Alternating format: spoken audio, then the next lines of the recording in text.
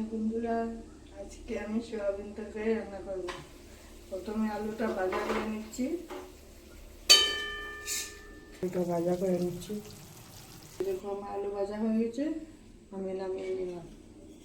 এখন সয়াবিনগুলো ভাজা করে নেব। প্রথমে আলু ভাজা করে নিলাম, এখন সয়াবিনগুলো ভাজা করে নেব। সয়াবিন ভাজা হয়ে গেছে, সয়াবিন ভাজা নামিয়ে নেব। লাল লাল করে ভেজে নিয়েছি। এই যে দেখো, লাল লাল হয়ে করে ভেজে নিয়েছি। গন্ধ একটা আছে না, সেই গন্ধটা থাকবে না। লাল লাল করে ভেজে নিলে গন্ধটা আর থাকে না। তেল গরম হয়ে গেছে, এখন মশলাগুলো কষিয়ে নেব।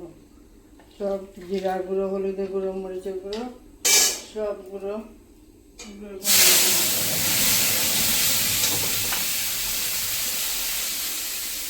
সঙ্গে তেজপাতাও দিয়ে দিলাম। টমেটো কুচি করে রেখেছিলাম, সেগুলো দিয়ে দেবো। কি সুন্দর লাগছে দেখো, মশলাগুলো কষানো হচ্ছে। মশলা কষানো হয়ে গেছে, এখন ঝুল দিয়ে দেবো। মশলা কষানো হয়ে গেছে, এখন সোয়াবিন দিয়ে দেবো। আলু আর সোয়াবিন একসাথে ভেজে নেব। বাইরে করে কষালে খেতে অনেক টেস্টি লাগে। আমার তো ভীষণ ভালো লাগে সোয়াবিন তরকারি।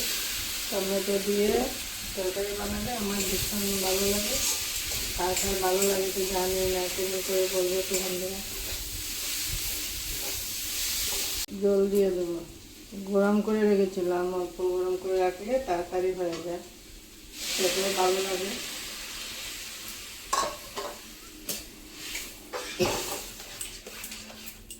দেখে দেবো, 5 মিনিট পরে নামিয়ে নেব।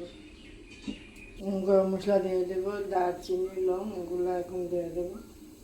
সেন্ট হবে। গোটা দিয়ে দেবো, গুঁড়া করছি, গুঁড়া করে নিই, গোটা দিয়ে দেবো। তরকারি হয়ে গেছে, এখন নামিয়ে নেব। কি সুন্দর গন্ধ বেরোচ্ছে, খেতে তো ভীষণ টেস্ট হবে। সয়াবিন তরকারিটা হয়ে গেছে, বলো তো কীরকম লাগছে দেখতে। আমি কিন্তু লাল লঙ্কা গুঁড়ো একটু কম করে দিয়েছি। যে যেরকম খাও সেভাবেই দেবে। কমেন্ট করে বলবে তো আমার সয়াবিন তরকারিটা কীভাবে হয়েছে, দেখতে কীরকম লাগছে।